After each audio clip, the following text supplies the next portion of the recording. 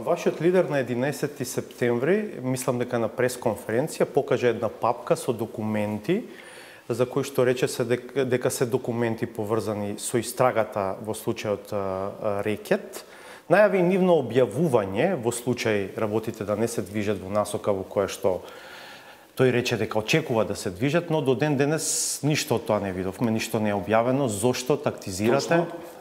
Има документи кои што се доставени до нас од свиркачи. Верувајте, на многу луѓе кои што работат во институциите им е преку глава од прекривање на криминалот и решаваат на тој начин да дадат придонес во битката за сузбивање на корупцијата.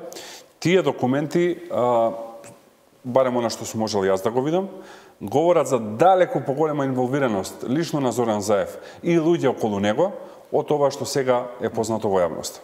Имајќи предвид дека судскиот процес почна во судот, ние се уште даваме шанса на правосудните органи да сите овие факти, затоа што истите ги имаат и тие, ги презентираат во судот. Доколку не го направат тоа, а како што ми стои сега, мислам дека нема да го направат, за многу брзо, која велам многу брзо, мислам на недели, не на месеци или години, ВМРО ќе биде приморано да излезе во јавност и да ги презентира истите. Видовте дека и главниот сведок во Рекет Камчев демантираше вмешаност на премиерот Заев?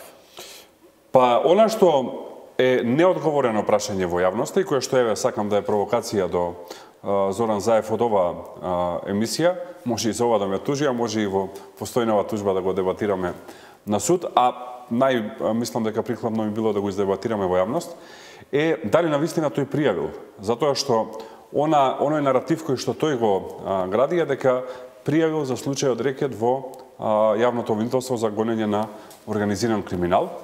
Па ако навистина пријавил, би било добро да ја видиме пријавата, затоа што за информација на јавноста, кога одите во обвинителство да пријавите одреден кривично правен настан... Мислам дека е тоа познато, знам на што алудирате, нема писмена трага, веројатно такво нешто. Па ако нема писмена трага, сега јас сепак би му дал шанса на Заев да тој одговори, ако нема писмена трага, значи не пријавил, затоа што сега зборувам правнички, било кој човек кој што оди во обвинителство да пријави било каков кривично правен настан, за тоа соодветен јавен обвинител зема белешка, му дава копија на него, која што ја подпишуваат и соодветниот јавен обвинител и лицето кое што пријавува, и после тоа се разбира и истражува дали има основи, дали нема основи и така натака.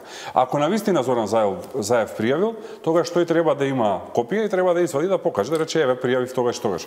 Но се сомневам дека пријавил и мислам дека се работи за еден невешт пиар, еден невешт маркетинг од луѓето околу него да пробаат да го исперат за оваа работа, но мислам дека му направија лоша услуга и само го дозаглавија.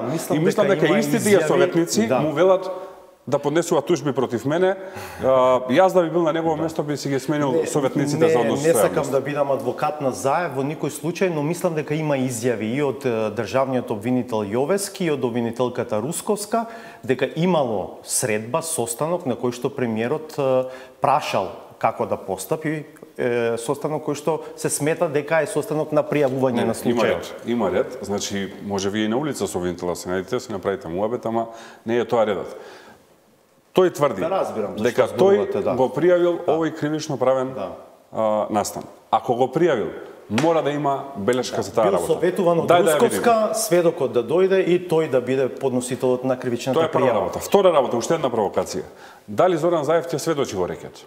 До сега не сме го виделе дека е поканет да сведочи, а некако нити самиот не се нафаќа да јавно понуди да сведочи. Зошто не излезе во јавност, утре, и да каже, јас би сакал да сведочам во случајот Рекет, кој што се случува сега, и да кажам што знам. Но тоа не е негова работа, знаете дека тоа е работа или на обвинителството или на одбраната да понудат сведоци. Обвинителството не сака да го викне затоа што им е страф. Очигледно е. Државниот обвинител во оваа држава по нашиот устав го именува собраниското мнозинство. Секогаш. Страф му е дека може да го разреши. Овие кои што се жртва се уплашени затоа што е власт. Од позиција на најмоćен човек во државата, мислам дека треба да излезе и да каже јас би сакал да бидам сведок во Рекет и да кажам што знам и како знам. Ама мислам дека не го прави тоа затоа што многу лесно од сведок може да оди во обвинет и затоа се обидува вака да се испере, мене ми поднесува тужби, да прави пиар дека тој пријавил, а не пријавил и да не се појавува во судскиот спор. Николовски, до сега не видовме материјален доказ или трага која што води директно до Заев. освен еве вакви некакви индиректни укажувања на тоа дека можеби тој на некаков начин бил поврзан со тоа, но нема ни еден материјален доказ кој што води до премиерот. Бидејќи предходно рековте дека... Не сакам да прејудицирам, сепак тоа е работа, кажав, на судот и на обвинителството, но мислам дека има такви материјали. Еве, нека да застанам тука, мислам дека има материјали кои што водат до него.